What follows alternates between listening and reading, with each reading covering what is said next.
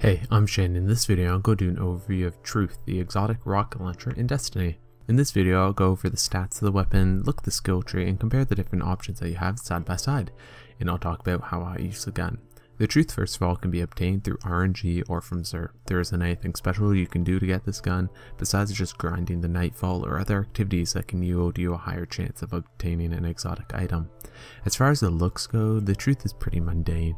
It's probably one of the physically largest weapons in the game, but it's just a collection of round blue pieces of metal. Nothing too crazy, so I won't dwell on it.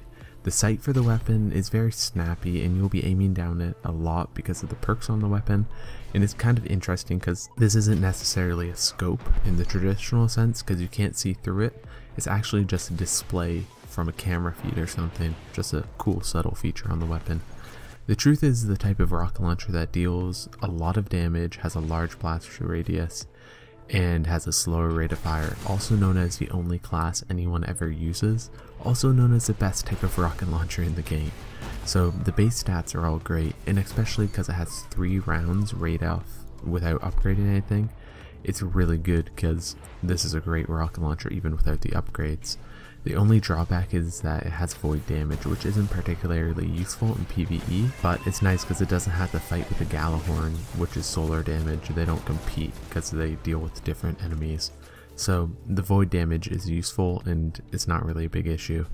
The first 3 upgrades are the different recoils. First up is Warhead Verniers, and this gives you more velocity, bigger blast radius, and more recoil. Then Hard Launch, which gives you again more velocity, blast radius, and more recoil.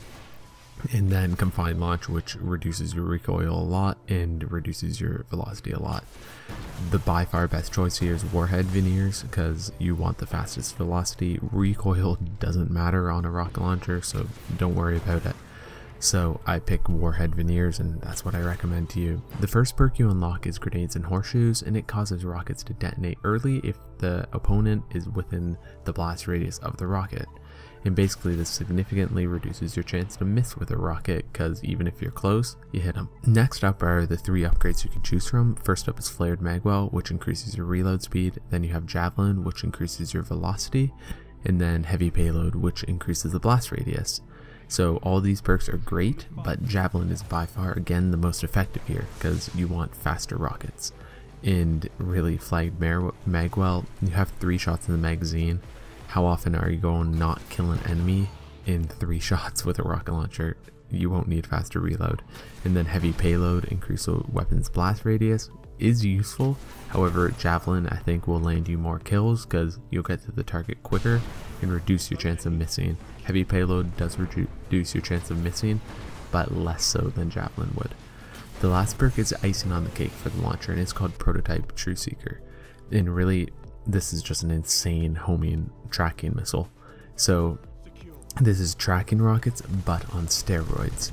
The rockets will go great lengths to hit the target that you aim at. So in a crowded area, this can be kind of a pain because the rockets will take right turns straight into an object if the target moves, which is useful over long distances where there's not many things in the way. However, you can hit obstacles if you're close range. The combination of tracking shots as well as grenades and horseshoes, as well as having that big velocity and a massive blast radius, makes this weapon just a beast in PvP. The gun is capable of some great cross-map kills, and if you're on a large map, it can really just fire and run away because this gun will take the rocket straight to the enemy and kill them. The only drawback is that it has a pretty slow rate of fire, and that's with all rocket launchers, so it's really not a con, it's just the class has an issue. In PvE, this rocket is good and can dish out some serious damage. However, compared to the Galahorn or even the Thunderlord, it doesn't really stand up as well. The grenades and horseshoes is useful, but it can also cause your own death pretty often because if you fire and then a thrall jumps from around a corner, you can very easily blow yourself up. So don't try to use it in close quarters because you'll probably die. The Truth is really, I think, underused in PvP still. Mainly, I guess, because it's an exotic heavy, and really, you're not going to get heavy ammo as much as you'll get primary ammo or even secondary ammo. so it makes sense. However, you can get way more kills with this gun than a traditional rocket launcher. I think when they're taking king launches, the weapon rebalancing might make people want to use this weapon more again. If it gets nerfed slightly even, I think it still will be great. If Xur is selling this weapon, I'm not going to say it's a must buy, but if you have limited strange coins, it's your call if you want to buy it or not.